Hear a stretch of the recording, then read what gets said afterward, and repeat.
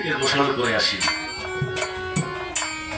তনি নদীতে গোসল করার জন্য গেল, ওনার স্ত্রী ওই মাছটা কোটার জন্য অনেক চেষ্টা করতেছিল, মাছটা কোনোভাবেই কাটতে পারতেছে না।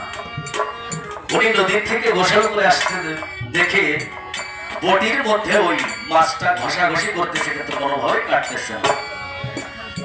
ওই লোকটা জাউলা বললো, জাউলে নাকি তুমি এত সময় লাগাইলে মাছটা এখন উঠতে পারলো না। জাউলেনি বলতেছিল জাউলেকে, কি এমন মাছ ধরে আনছো আমার এই বটিতে কাটলো না, দেখো তো তুমি পারো কিনা। উনিও কতক্ষণ চেষ্টা করার পরে যখন না পারলো তখন বললো, তুমি কড়াইয়ের মধ্যে তেল গরম করো।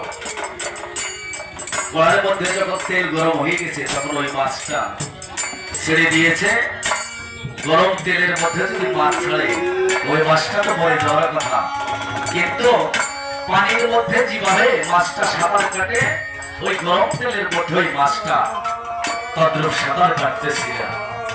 ওই মুহূর্তে মাছটা বলতেছিল, হে বাড়িওয়ালা, আমার জবানটা যদি তুমি খুলে দিতে তাহলে আমি জাউলের সাথে দু একটি কথা আমি বলতাম। আল্লাহর পুত্র তৈরি মাছটার জবান খুলে গেল। তখন মাছটা বলতেছিল যে আমি নদীতে ছিলাম, নবীজির একজন সাহাবা নদীর ধারে আমার দয়াল নবী দরুদ পাঠ করতেন। আমি ওই দরুদ শুনে শুনে আমি শিখেছি, আর শেখার পরে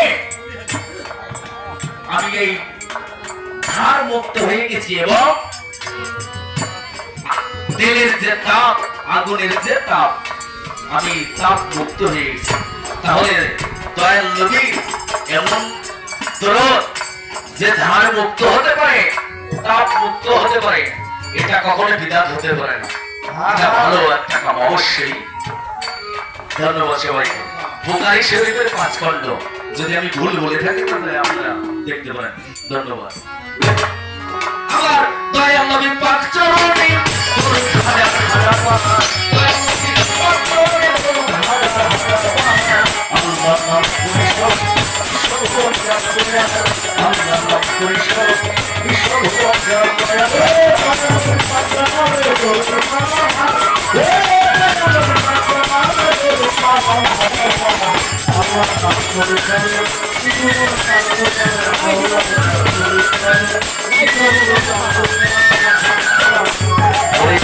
ছিল প্রভু নিরঞ্জন, প্রেমময় সাদের জগৎ করিলেন সৃজন।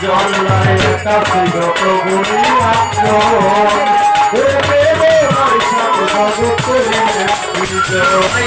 ছিল প্রভু নিরঞ্জন, প্রেমময় সাদের জগৎ করিলেন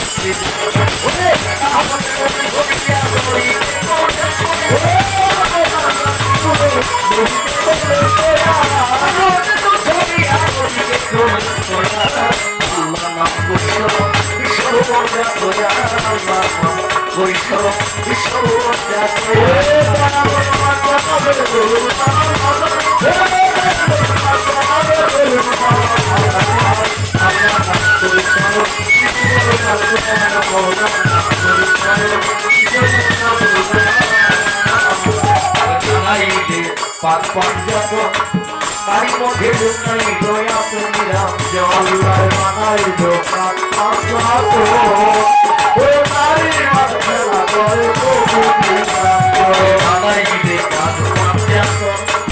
তারি মধ্যে